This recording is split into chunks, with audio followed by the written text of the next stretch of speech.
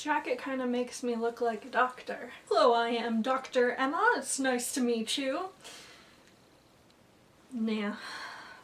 Hey everybody, my name is Emma and happy May.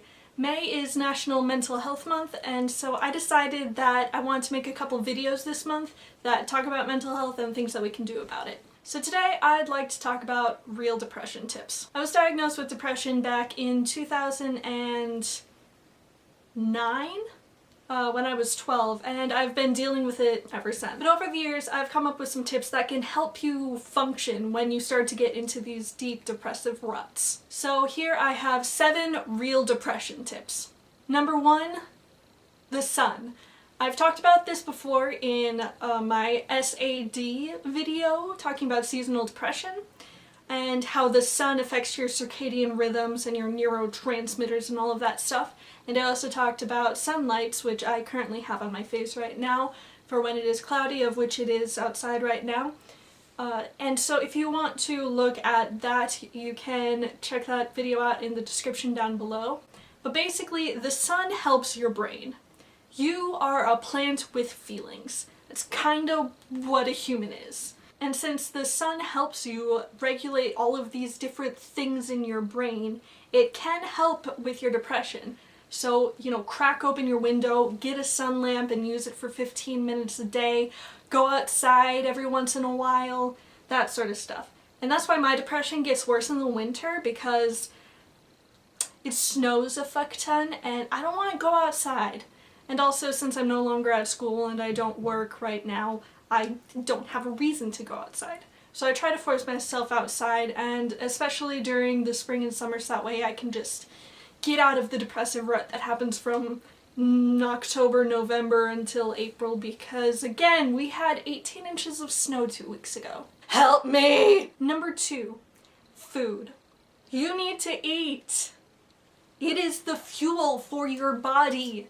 And since your brain is part of your body, I know, who knew? You have to feed it! And I know that that can be extremely hard. But one thing that helps me is getting small, pre-packaged meals or little healthy snacks.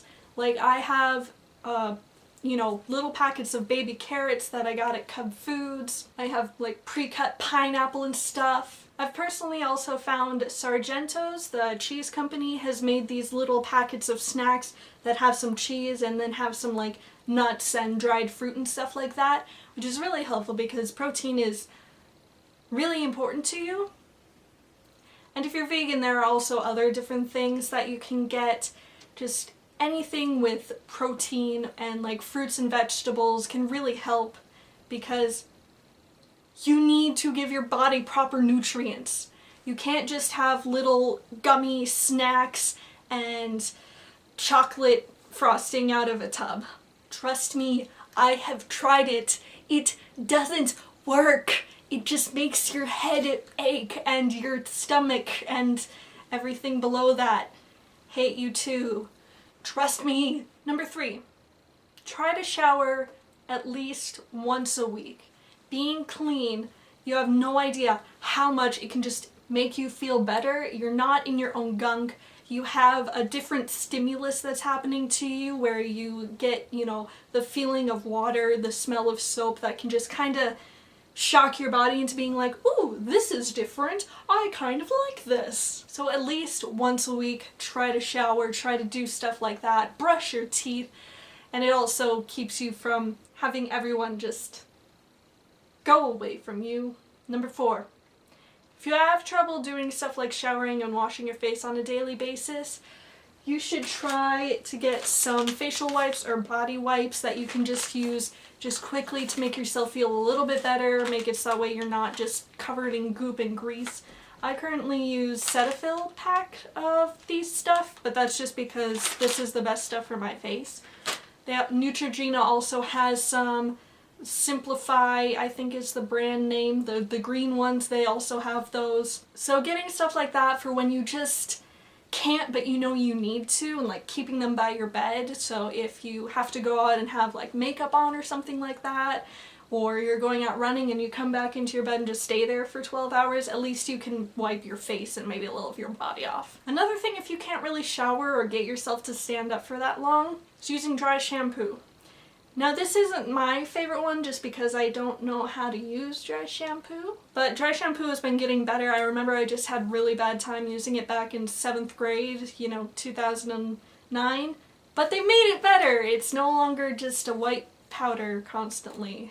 Number 6, find something that can keep your mind from slipping into the darkness. For me, I found that this is a lot of creative stuff, like fan fiction, drawing, and like doing nail stuff. I have nice, pretty nail stuff. You can see all of those fun things that I post on Instagram. And doing all of these things is just something that I can do. It makes me feel like I accomplished something, even if it's not necessarily what I should have been accomplishing that day. But it boosts my mood just a little bit. I've got color, and I feel like I can actually do something, and I can do it easily from my bed, and I've been having some trouble where I can't get out of bed, partially because of biology, partially because of depression, which is also my biology, but that's just me rambling. But make sure not to get too into it. I did get into fan fiction where I was reading it constantly, and also back a couple summers ago when I was watching Hunter x Hunter, literally constantly, and went through 82 episodes in 7 days. Next, and finally, don't be afraid to reach out and get help. Don't be afraid to go to therapy or take medicine. It's supposed to help you. And yeah, it'll change stuff, but that's the whole point. Things aren't going well when you have depression. That's the whole point. And changing things and having things affect you in a positive way is positive. It's good. Don't be afraid to reach out to friends and family and, teachers and stuff like that. When I had my really rough patch where I wasn't able to go to classes, I reached out to all of the teachers in the vocal department, and I reached out to the counselors and administration, and they were able to help me, so that way I was able to continue going to McNally Smith until McNally Smith closed because Jack and Doug are... And also it's nice to just have people online that I can talk to. I've used a lot of stuff of Tumblr to help me get friends on Tumblr, and then also on Discord. It also helps that they're in different time zones, because when I'm up late at night, having all these depressive thoughts, they're still awake, or when I'm up early in the morning and I've got these, I can't get out of bed, what the people in the other time zones are awake as well. So reaching out and being somewhat social, even just over the internet, or just sending someone a quick, DM on Twitter or something like that, really can be helpful. Humans are social creatures. That's the only way that we've been able to survive for millions of years. Humans need to help each other. And for those of you who are in a good enough place to help someone with depression, do it. Reach out a hand if you see someone who is, tweeting a lot of depressing things or saying that they hate themselves. Lend them an ear to talk to. Help them out if you can, give them resources. Down below I have a list of all suicide and depression hotlines listed, and they'll be down in the description of all of the mental health videos that I'm doing this month. So be strong, seek out help, help yourself, and I hope that you guys have a good day. That's all I've got for you guys today, and I'll see you guys next time.